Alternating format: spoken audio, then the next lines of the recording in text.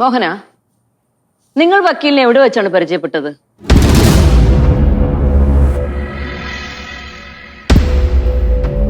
രാജീവിന് വക്കീലിനെ എവിടെ വെച്ചാണ് പരിചയം? ബാറിൽ വെച്ച്. അപ്പോ മോഹനും ബാറിൽ വെച്ച് തന്നെ ആയിരിക്കും വക്കീലിനെ പരിചയം അല്ലേ?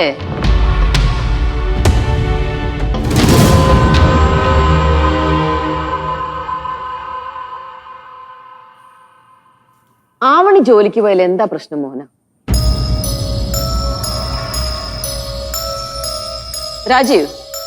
രാജീവിന്റെ ഭാര്യ ഗായത്രി ജോലിക്ക് പോയാൽ എന്തായിരുന്നു പ്രശ്നം? എന്റെ ഭാര്യയെ ഞാൻ ജോലി ചെയ്ത് പോറ്റണമെന്ന് മാത്രമേ എനിക്കുണ്ടായിരുന്നുള്ളൂ. പക്ഷേ അവള് ജോലിക്ക് പോയി കഴിഞ്ഞാൽ എനിക്കൊരു വിലയും തരില്ലെന്ന് പറഞ്ഞത് ഈ വക്കീലായിരുന്നു.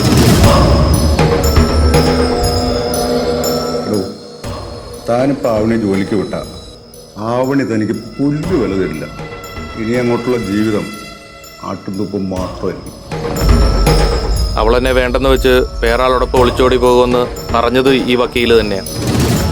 ആവണി അങ്ങനത്തെ ആളൊന്നുമല്ല വക്കീലെ. ജോലിക്ക് പോയതേ ഓർമ്മയുള്ളൂ, ഒളിച്ചോടി പോയി. എൻ്റെ ഭാര്യ ഗർഭിണിയായിരുന്നപ്പോൾ അതെൻ്റെ കുഞ്ഞായിരിക്കില്ലെന്ന് എൻ്റെ മനസ്സിൽ വിഷം കുത്തിവെച്ചത് ഈ വക്കീലാണ്.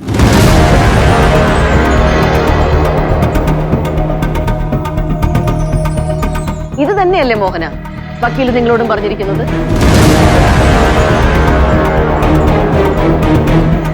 ഈ 12 പേരെയും പോലെ തന്നെ മോഹനും വക്കീലിന്റെ ഇരയാവുമായിരുന്നു.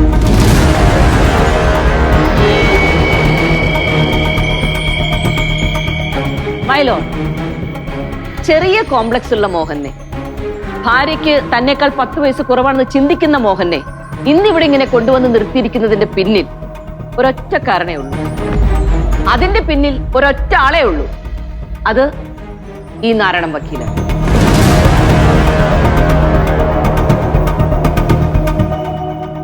ആവണിയുടെയും മോഹന്റെയും ഫോണിലേക്ക് ഒരു അജ്ഞാതം വിളിക്കുന്നു. ശരിയല്ലേ മോഹൻ? അമ്പിളിയെ ആവണിയും ചേർത്ത് ഇല്ലാ കഥകൾ മോഹനോട് പറയുന്നു. മോഹൻ അത് വിശ്വസിച്ചു. നിങ്ങളുടെ ഭാര്യ ഉണ്ടല്ലോ ആവണി, അവൾ നിങ്ങളെ ചതിക്കുകയാണ്. എല്ലാം തികഞ്ഞവളെ പോലെ നിങ്ങളുടെ മുന്നിൽ അഭിനയിക്കുകയാണ്. നിങ്ങളുടെ ഭർത്താവ് മോഹനൻ ഒരു ചതിയനാണ്. 2 ഫോൺ, 2 നമ്പർ, പക്ഷെ ഒരേ ടവർ. പാളിപ്പോയല്ലോ വക്കീലെ.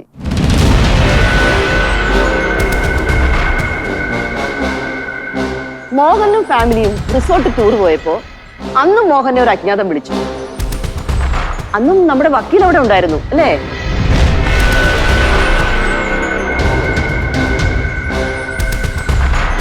അജ്ഞാതന്റെ ഫോൺ ഏതെല്ലാം ടവറിലുണ്ടോ അവിടെയെല്ലാം നമ്മുടെ വക്കീലും ഉണ്ട്.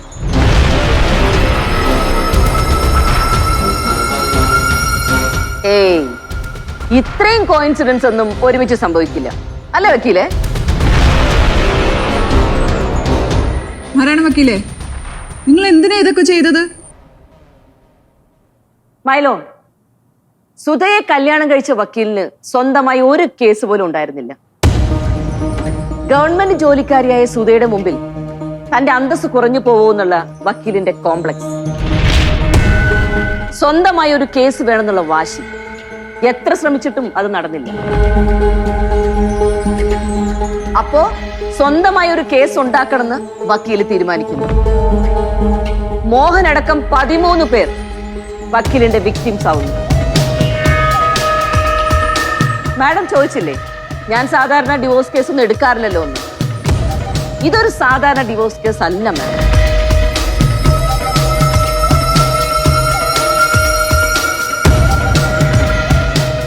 പതിമൂന്ന് കുടുംബങ്ങളെ തകർത്ത, ഇനിയും ഒരുപാട് കുടുംബങ്ങളെ തകർക്കാൻ സാധ്യതയുള്ള ഒരു സൈക്കോപാത്തിനെ വെളിച്ചത്ത് കൊണ്ടുവരാനാണ് മാഡം ഞാൻ ഈ കേസ് ഏറ്റത്. എന്നാലും നിങ്ങൾ ഇയാളുടെ പിടിയിൽ വീണ് പോയല്ലോ മോഹൻ.